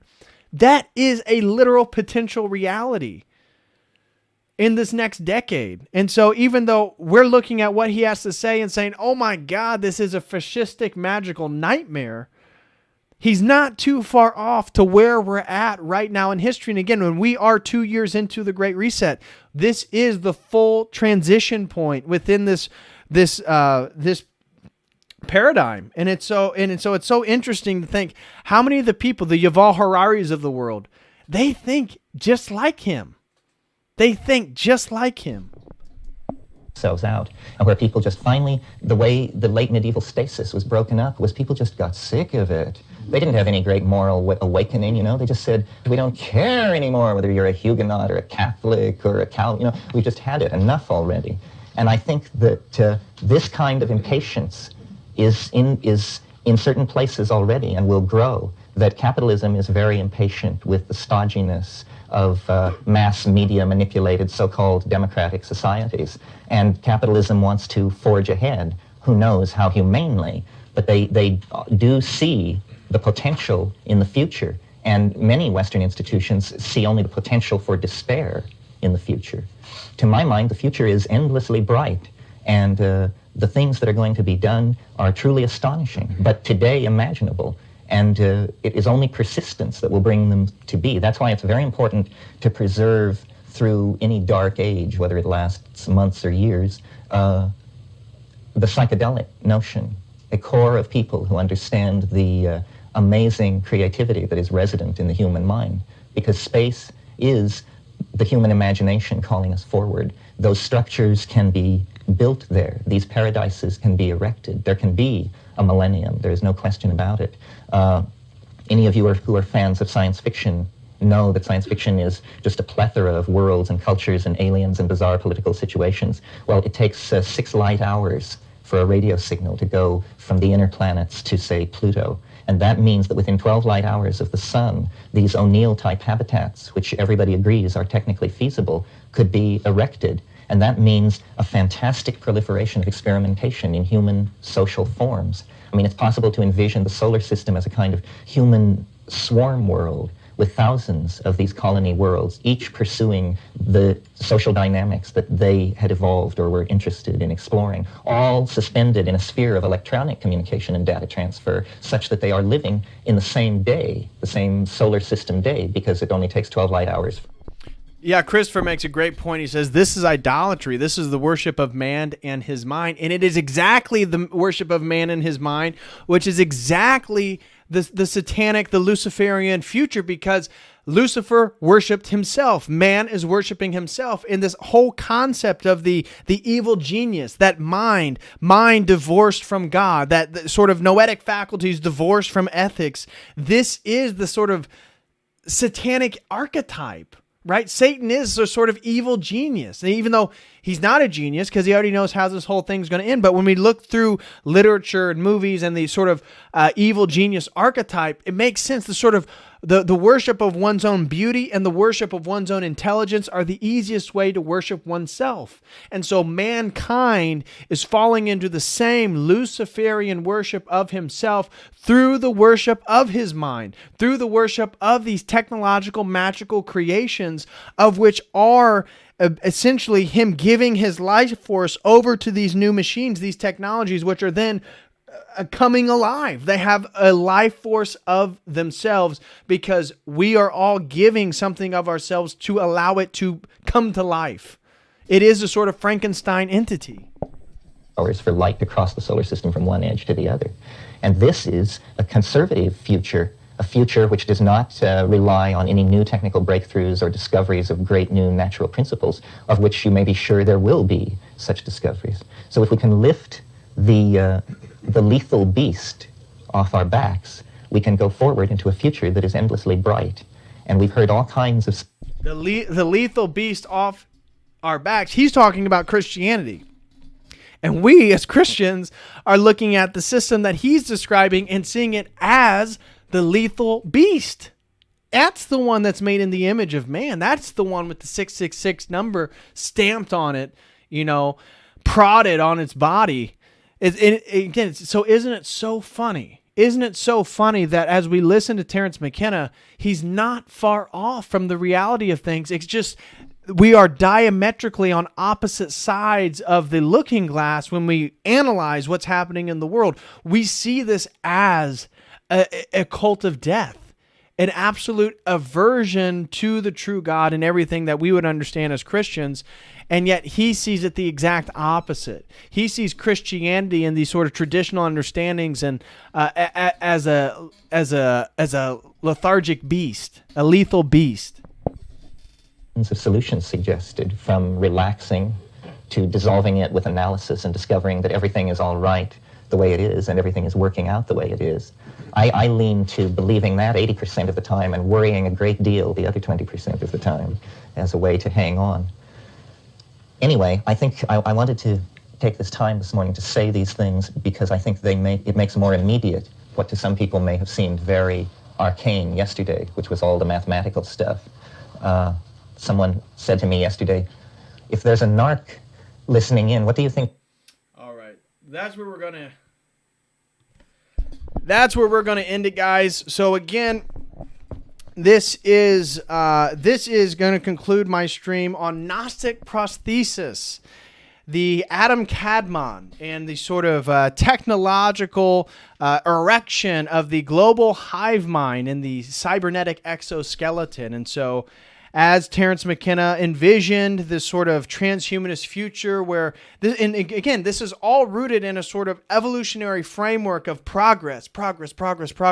And that, again, he had this whole concept of novelty theory related to his time wave zero. And so novelty theory, he believed that they were, again, using sort of Whitehead's ideas, that there were concretions of novelty, that again, this is all based on the Hegelian dialectic. Whitehead himself, he basically developed, after he did his mathematical work with Bertrand Russell, he developed his sort of Hegelian structure of novelty. This is Whitehead's process theology, process theory, is that things then are sort of, the thesis, the antithesis, the synthesis, and that everything is moving towards a process. It is moving towards a more concrescent, novel future. And Terence McKenna was deeply embedded in this. And so he, of course, understood this process as moving from the monkey into the machine. And the machine is as, again, the sort of deific entity. Now, we see the machines created in the image of fallen man, that the machines cannot be better than the biological structure, which we would say is created by God. And yet, this is exactly the difference in perception. It's like, how do you perceive progress? Is a great indicator for where you're going to line up as we look through this looking glass. Is God a who or a what? For us as Christians, it's a who. For many people who are looking exactly at this future, despite their religious background, and saying, yes, this is exactly where we're going. This is part of the Kali Yuga. This is part of our pagan future. It's because they view God as a what? It's a thing. It's an abstraction. It's an essentialist concept. It's not a person. And that's why then what we look at as we look at this phenomenon is like everybody's giving away their uniqueness. They're giving away their individuality. They're giving away their personhood. And in so doing, they're erecting a global technological person, the Kadmon of Kabbalah, the fusing of divinity and their concepts with creation. That is us. God created us. And then, so I think it makes sense then to think about potentially the Antichrist as a sort of fully machine, fully man entity that is the exact opposite of Christ. And we see Christ, man, and then the AI, transhumanist, Antichrist, God, because the only piece that connects all three of these is mankind. And that God became fully man in Christ. The Logos became man. Man is this entity that has to make a choice. And then below him is the sort of fully man, fully machine entity, which is we've given life to it. We have birthed it. the AI God of the future. It's our abortion. And so when we talk about then the sort of Gnostic cosmology of Sophia giving birth to Yaldabaoth, in a way, we're the ones that are giving birth to Yaldabaoth. That our processes of the externalization of mind and knowledge, Sophia is giving birth to this bastardized creation, which is eventually going to control us. And so that then is the Gnostic Prosthesis. That is the Cybernetic Exoskeleton. That is the global hive mind. That is the transhumanist Adam Kadmon of the future. So guys, please smash that like, if you will. I'm going to dive into some super chats. Please smash that like and share this stream. I hope everybody enjoyed this stream. This was a concept that I've kind of been thinking about and batting around. And so if you agree or disagree, leave some comments in the comment section, and I will make sure to respond to some of you. Again, shout out to everybody over on The Rock. We got 8 people over on The Rock. Shout out to Rockfin. And then if you guys would be interested in supporting the stream, please send in super chats using the Streamlabs link. Or you can use YouTube if you prefer YouTube, or you can use Rockfin. For everybody over at Rockfin, if you prefer to use Rockfin, that is fine as well. Just use Rockfin. So first super chat comes from the great, the Green Feathers. So shout out to the Green Feathers. Nick, hope you're doing well, brother. Hope your arthritis is feeling better. Hope the family's doing good. Brother, thank you so much. You have been a continual supporter of Church of the Eternal Logos. I thank you so, so much. So thank you very much, Nick from the Green Feathers. Throws in $20 and says, hey, everybody, please say a prayer for my sister, Olivia, who is in labor with her and her husband's first child. Well, congratulations, Olivia. Everybody, let me write that down. Let everybody say a prayer for Olivia, Nick's sister, Olivia, who is giving birth to her first baby. Wow. Excellent. Excellent. Excellent. Please pray for a safe delivery for her and her baby. God bless. Oh, absolutely will, Nick. Thank you so much, brother. Shout out to the Green Feathers. Shout out to his family. Shout out to his channel. Make sure you go subscribe to him over on his YouTube channel. And everybody write down Olivia on your prayer list for tonight. And then safe delivery. All right. Well, I'm definitely going to be praying for your sister, brother. Thank you so much. Again, the Green Feathers throws in a super chat and says, hey, everybody, please say a prayer for my sister, Olivia, who is in labor with her and her husband's first child. Please pray for a safe delivery for her and her baby. God bless. Will do. Will do. Next super chat comes from the Orthodox Logos, throws in $10 and says, support Orthodox artists and creators. Talk soon. Gonna be a fun one. Christ is risen. Shout out to the Orthodox Logos and him and his family. Shout out to Ian. Hope you're doing well, brother. Say a prayer for Ian and his family, that God continues to look over them. So write Ian down for your next one. And just ask for God to guide them. So write down Ian. That is the Orthodox Logos. He has the magazine. It's Schema Beats. You've seen me play some of his music here on Church of the Eternal Logos. So shout out to Ian, and really appreciate everything, brother. We're going to be doing a stream together soon. And that's why he says, talk soon. Going to be a fun one. Absolutely. Thank you so much, brother, for the support. Shout out again to the Orthodox Logos, Ian, Schema Beats. He says, support Orthodox artists and creators. Talk soon. Going to be a fun one. Christ is risen. Truly, he is risen. So shout out to Ian. God bless you, brother. Really appreciate it.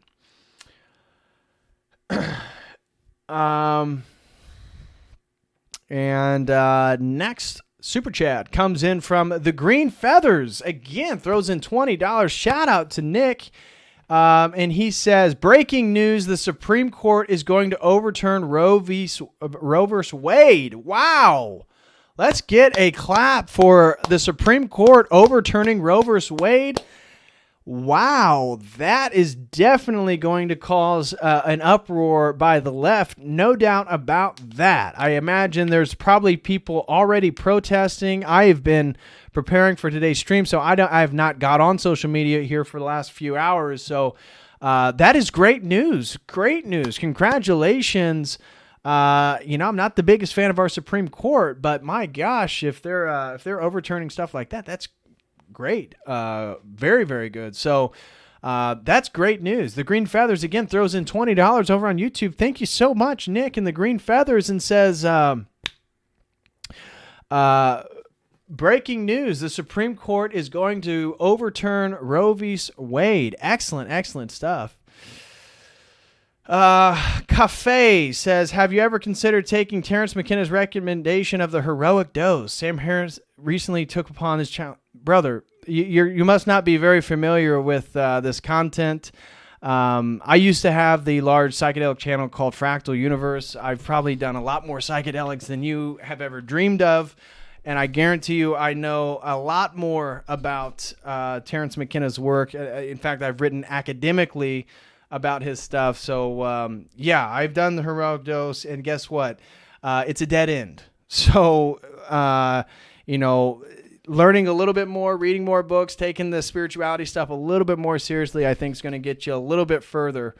So God bless you in your journey, but no need to come over here, recommending 5 grams of psilocybin and silent darkness. We already have those books. We've already done those things.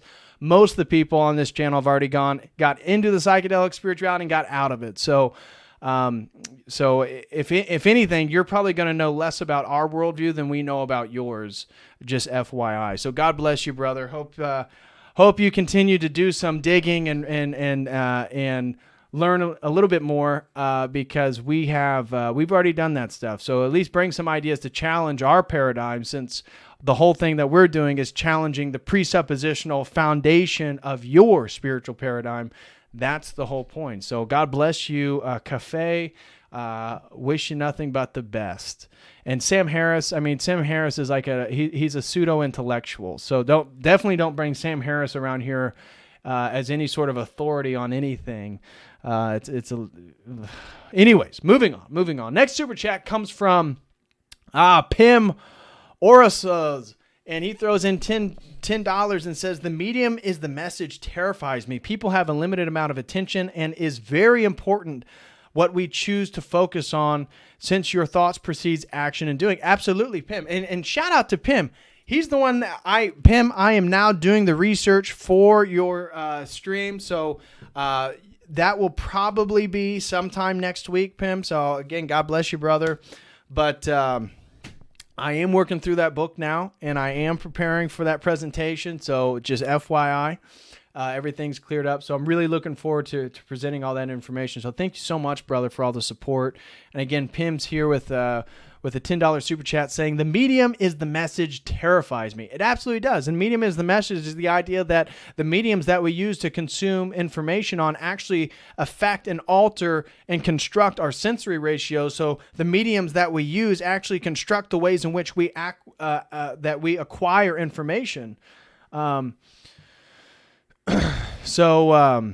So thank you very much, Pim, man. And he says, the medium is the message terrifies me. Again, a reference back to Marshall McLuhan. People have a limited amount of attention, and is very important we choose to focus on. Absolutely. And I think the lack of a ability to focus and pay attention is a major, major part of how the news cycle is being able to totally control and manipulate people, is they can't remember what was said yesterday. They don't know what's going on. I mean, it's a free-for-all out there. And so, Pim, thank you so much, brother. And I totally agree with you. Since we have to pay attention, and it's very important to what we focus on, since our thoughts precede action and doing. Amen to that. Thank you so much, Pim. God bless you, brother. And I'm looking forward to presenting your stream, I promise. Frankie D throws in $5 and says, what up, DPH? Frankie D, thank you so much, brother. Continuing to support the chat. God bless you, brother. Thank you very, very much. I truly, truly do appreciate it. Guys, make sure you smash that like if you can. Make sure you smash that like.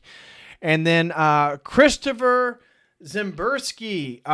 Shout out to Christopher, premium member. So you'll be able to talk. Very, very intelligent gentleman who is part of our community, and he'll be in the premium members group this Thursday. Shout out to you, brother. Hope everything's going well in Canada up north. And he says, I wonder if you could muse on New Jerusalem at the end of the book of Revelation being a complete and perfect embodiment of knowledge, technology, and the created natural world. Yeah, so Christopher, one of the things that I think about the New Jerusalem is that everything that magic promised us through the technology, so, being able to see everybody's thoughts, clairvoyancy, all the different sort of supernatural, magical powers that, again, technology is going to allow us to do. I believe in the recreate in the New Jerusalem, in the second coming of Christ. What happens is we then are fulfilled to the creative state we were intended to be by God, and so all those abilities come naturally. That we then, we don't need technology per se in the same way. Now, yeah, okay, hammers and tools and stuff. Yeah, okay. Yeah, that technology.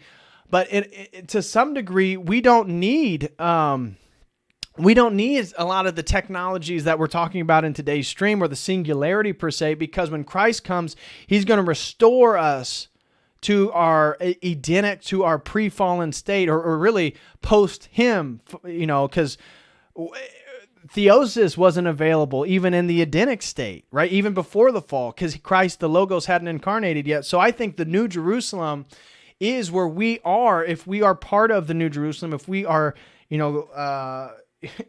willingly, God wills us to be there and be accepted into the kingdom. All of those attributes come naturally. The clairvoyance, the telepathy, potentially some of these things. I'm not saying that is the case, but I would say, we don't need a lot of the technology when everything that's created is restored to its intended state.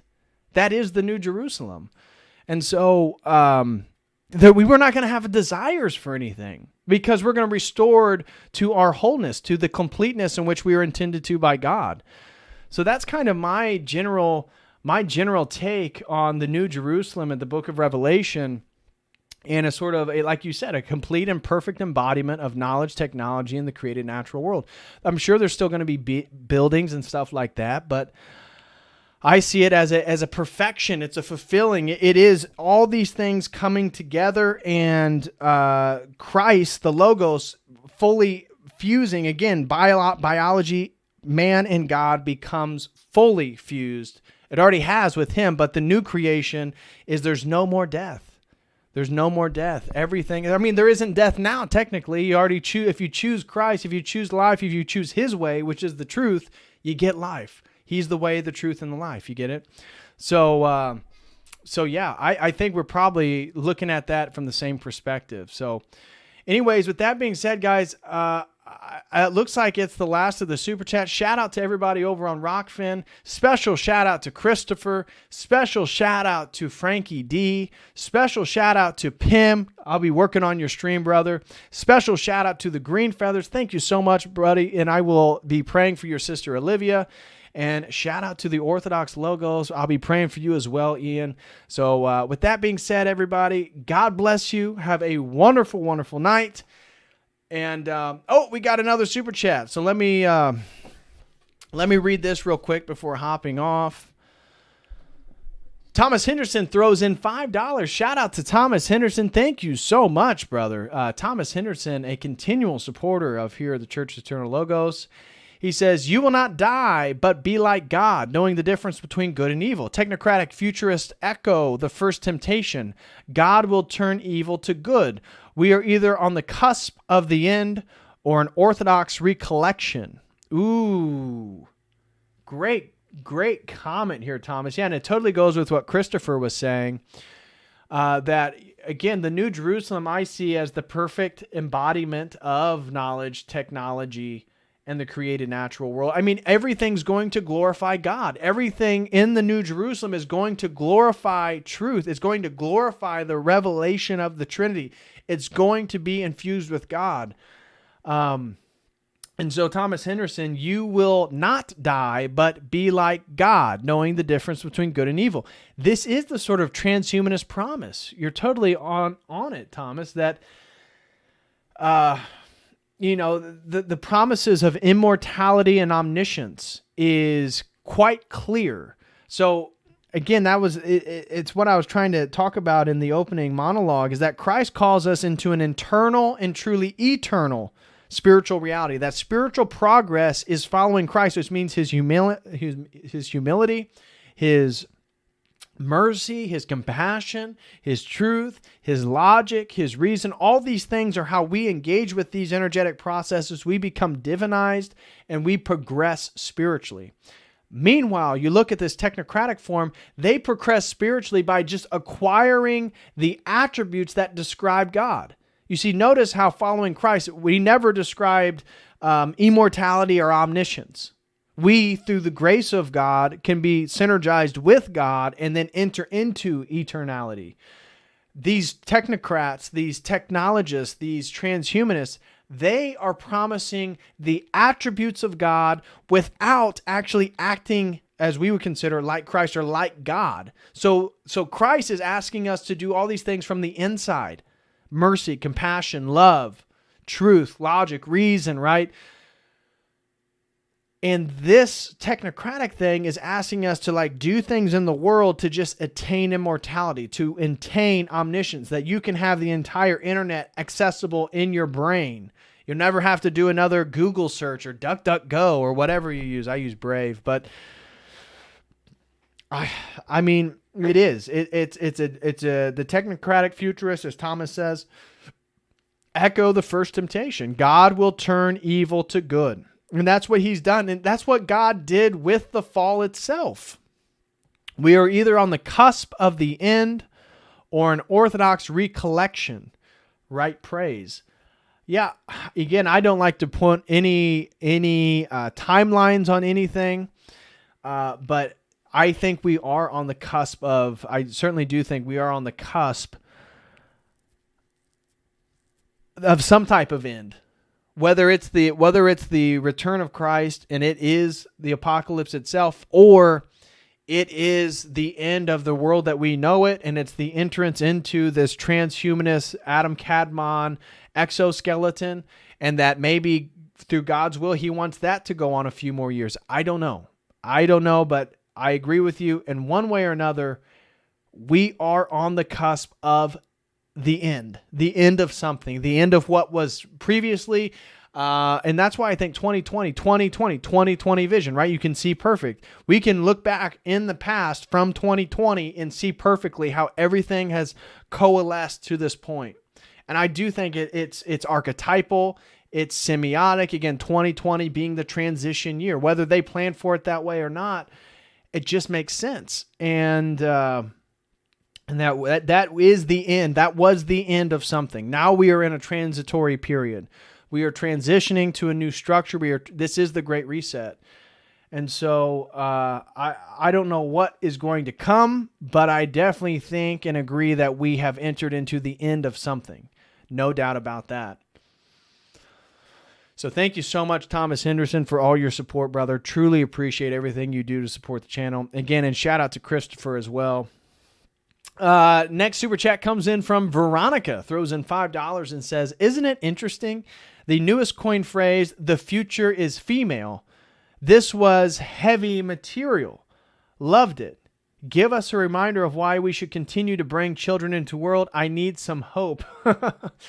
Yeah, Veronica, great point. The future is female, right? And McKenna was talking about the sort of mama matrix, that the technology, the material technology, and the sort of emergent phenomenon that's created right now, that it was going to sort of feminize the world. It's going to bring us back to a sort of pre-Christian, back to a tribal, goddess-oriented system. This was Sophia, right? The Gnostic figure of wisdom. This was her incarnation.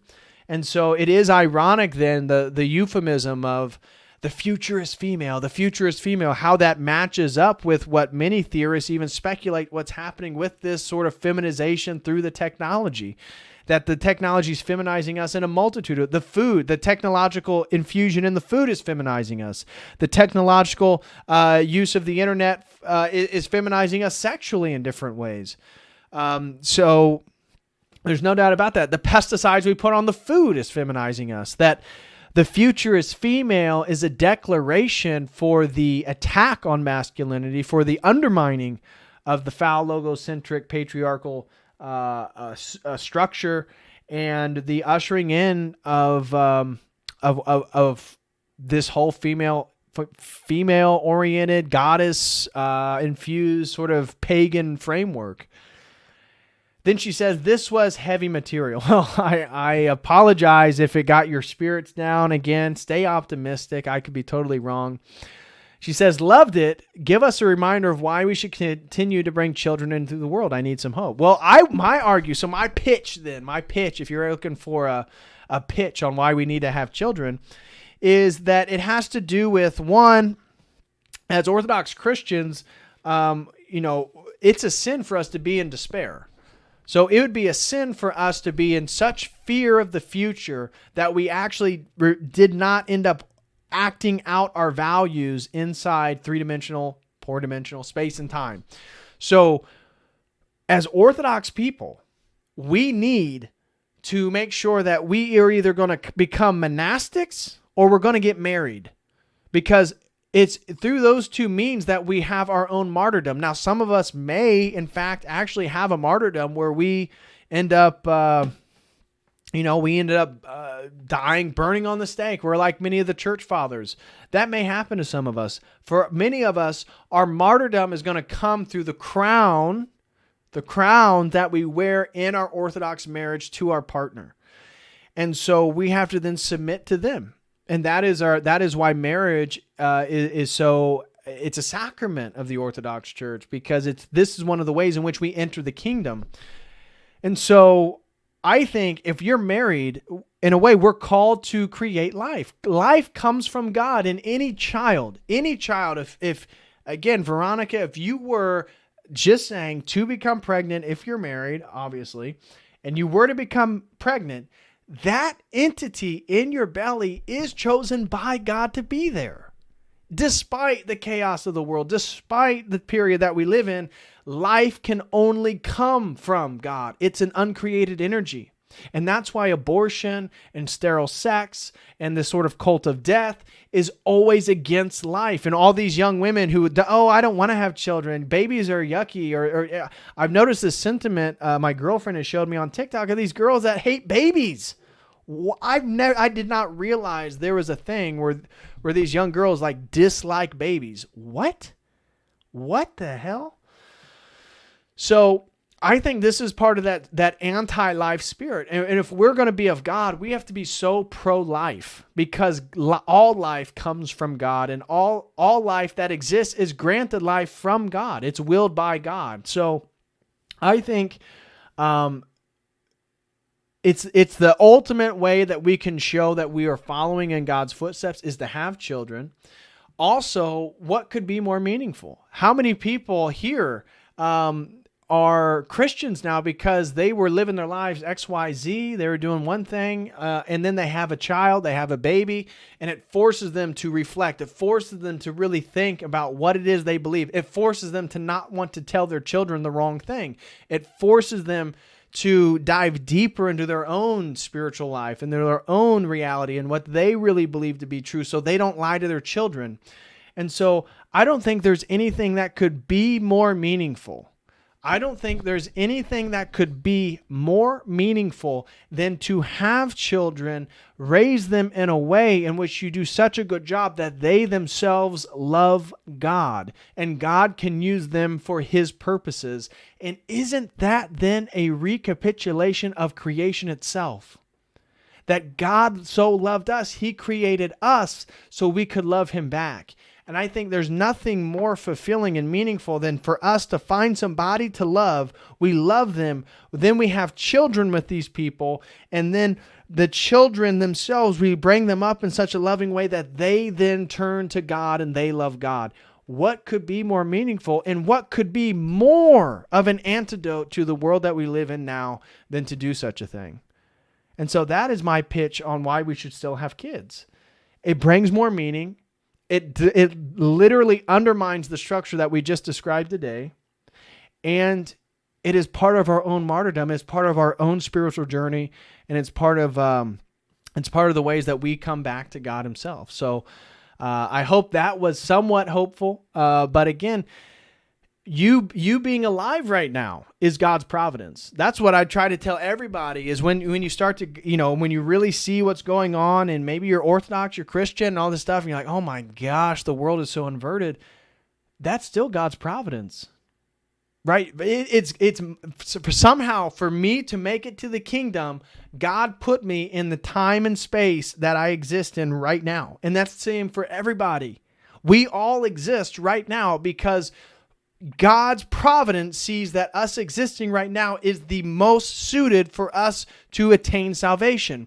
And if that's the case, would your eyes be as open if you didn't exist in a time like this right now? Maybe not. And so maybe, again, you can see the providence of it. God put us in a situation so we can all be here having the conversations we're having, seeing Christ and God and the Logos and all this stuff in a way in which we could never see it before because the distinctions, the dialectic, the antagonism is so obvious. So in a way, then we should almost be thankful for the chaos in the world because it makes it more clear to see things through Christ.